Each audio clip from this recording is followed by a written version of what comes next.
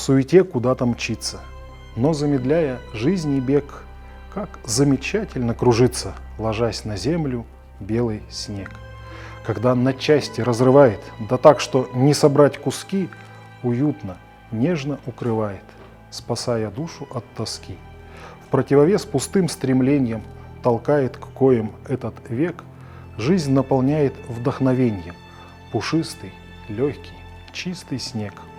Как долго можно любоваться на танец в свете фонаря, снежинкам тихо улыбаться и сознавать, вся жизнь не зря.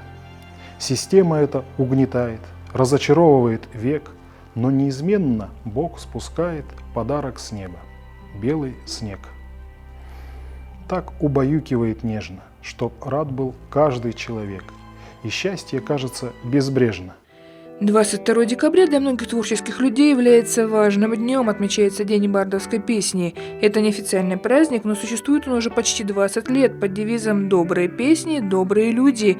Максим Сапрыкин – постоянный участник творческих встреч, городских фестивалей авторской песни и поэтических вечеров. И мимолетных сновидений не возвращай, не возвращай. И мимолетных сновидений не возвращай, не возвращай. Не повторяй мне имя той, которой память мука жизни, как на чужбине песнь отчизны, изгнаннику земли родной.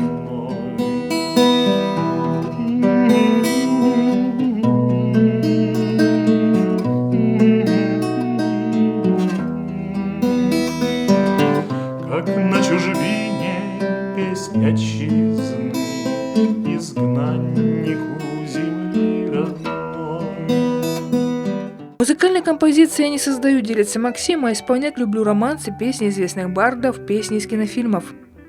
Ничья месячная ясная зоряна, видно, хоть иголки забирай. Вийди, коханая, працею зморена, хоч на хвилиночку гай. Вийди, коханая, працею зморена, хоч на хвилиночку гай. Творческий неординарный человек Максим Сапрыкин пишет стихи о природе, взаимоотношениях, любви.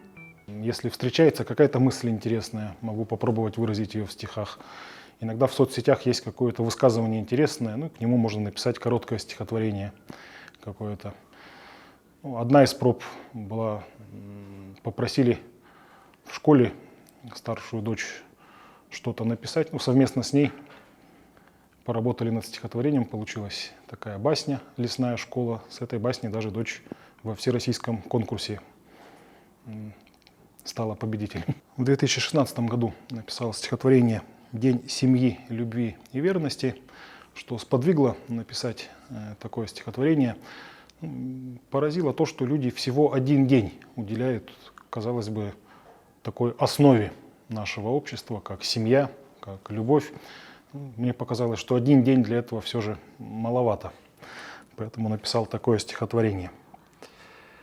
«Уже ли людям жить не лень, когда у них всерьез, без шутки, любви и верности лишь день? Да и семьи всего лишь сутки. Ромашки поскорей сорвав, любви на день надеть обличие, череду измен на день прервав, на день забыть о безразличии. Но нет уж, я так не хочу, но это время в лету канет. Я, право дело, не шучу, совсем другая жизнь настанет. И знаю я наверняка, не будет счастья скоротечно, но будет верность на века. И будет там любовь навечно, и семьи вместе навсегда, не ведая разлук ненастья. И льются радости года, сливаясь в вечность. Вечность счастья». Родился наш герой в городе Ангарске, учился в музыкальной школе по классу баяна и всерьез увлекся гитарой, окончил Ангарский политехнический техникум, а с 2006 года семья Сапрыкиных обосновалась в Саянске. Трудится Максим слесарем-ремонтником СВР на предприятии «Сенсхимпласт». Своими руками это тоже творчество. Всегда надо что-то делать. Да, в этом может быть даже задача ремонтника. Иногда нужно напрягать даже фантазию для того, чтобы что-то сделать, потому что бывают нестандартные ситуации. Ну и вообще надо к своему делу тоже относиться с любовью, иначе не получится хорошо, качественно что-то сделать. А читаете ли вы коллегам своим стихи? И как вообще стихи рождаются, когда они у вас приходят к вам? Коллегам стихи читать некогда, мы на работе работаем, вы не поверите. Да, но стихи рождаются по-разному, конечно. Иногда, бывает, специально обдумываю какую-то мысль, иногда что-то рождается спонтанно. Ну, я иногда пишу очень короткие стихи. Вот, например, одно из таких родилось буквально наблюдая за процессом. Называется «Таблетка». Человек, за которым я наблюдал, хотел принять лекарство, но не позаботился вовремя о том, чтобы была вода, и получилось так, уже съел таблетку и начал судорожно искать, чем ее запить. Искал, ну, со стороны выглядело забавно, и вот пока он искал, у меня успело родиться стихотворение. «Коль взглянуть на вещи узко, мы вам честно говорим, нам к питью нужна закуска. Выпьем, лишь потом съедим. Но бывает очень редко, когда все наоборот. Кто-то съест сперва таблетку, а потом ее запьет». Саянск богат на талантливых людей, и творческие встречи – это, пожалуй, лучшие возможности для того, чтобы собрать друзей и послушать любимые песни, вспомнить имена ушедших бардов, запомнить новые имена. Я на какое-то время быт поглотил настолько, что очень редко брал в руки инструмент. Даже, наверное, забывал некоторые песни, которые раньше охотно исполнял.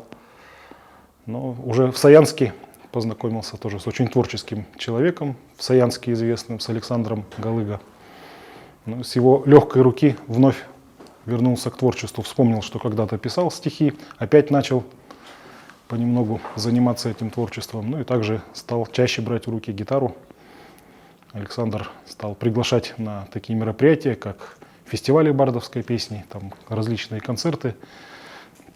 Волей-неволей пришлось вспомнить о том, как играть на гитаре. Оно дает отдушину, прикоснуться к чему-то красивому, прекрасному. Да, исполняя музыку, выражаешь определенные чувства, настраиваешь себя даже на определенный лад. Поэтому я, наверное, и тяготею больше к красивой музыке, к романсам. Очень нравится слушать Клару Кадинскую, сестры Карина и Рузанна Лисициан. И современных тоже исполнителей такого направления классического. Мне очень нравится мексиканский оперный певец Роландо Вильясон. С удовольствием слушаю. Максим счастлив в браке, воспитывает 3 детей. Старшей дочери Надежде 14 лет, средней Олесе 12, сыну Семену 4 года. Кстати, дочери учатся в музыкальной школе по классу фортепиано, потому, когда к Сапрыкиным приходят гости, вечера получаются насыщенными. Люблю ли я мороз? Решил провести тоже ассоциацию между буквальным морозом, ну и какими-то другими видами мороза. Я много в сердце размышлял. Мне не давал уснуть вопрос. Его себе я повторял. А все ж, люблю ли я мороз? Коль тот мороз в моей душе, и силы все равны нулю, и не согреться мне уже, такой мороз я не люблю. Чтоб эту снять с души хандру, я вспоминаю о друзьях. Любуюсь солнцем поутру, и греюсь я в любви лучах. Еще терпеть я не могу, коль в отношениях мороз. Не пожелаю и врагу его почувствовать всерьез. Что может хуже в жизни быть? Чему я буду меньше рад?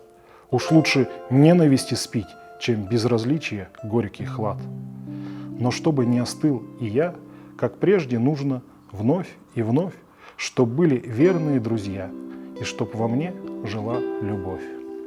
Но если тот мороз вовне, под стать красавцу февралю, морозец тот приятен мне, его я искренне люблю.